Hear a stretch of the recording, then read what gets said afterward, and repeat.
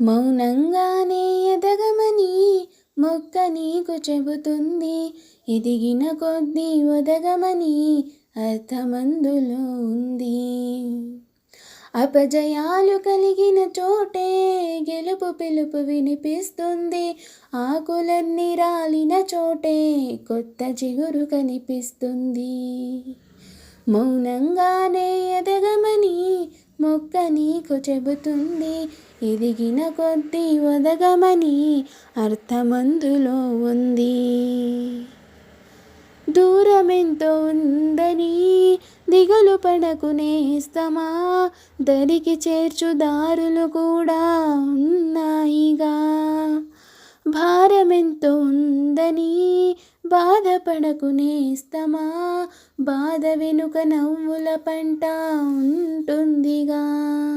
సాగరమథనం మొదలవగానే విషమే వచ్చింది. విసుగే చెందక కృషి చేస్తేనే అమృతమిచ్చింది.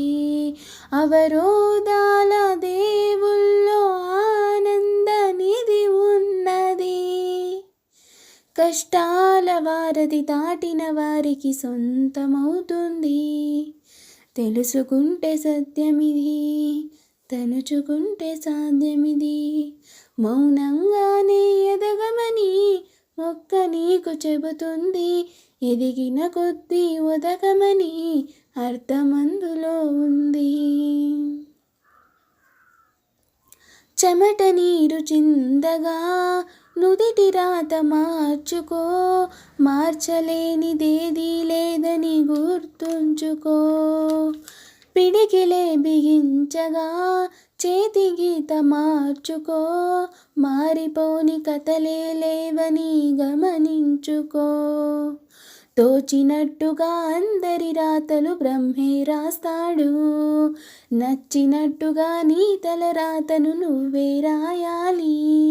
నీ ధైర్యాన్ని దర్శించి దైవాలే తలదించగా, నీ అడుగుల్లో గుడి కట్టి స్వర్గాలే తరించగా, నీ సంకల్పానికి ఆ విధి సైత్యం చేతులెత్తాలి. అంతులేని చరితలకి ఆది నువ్వు కావాలి. మౌనంగానే ఎదగమని మొక్క నీకు చెబుతుంది.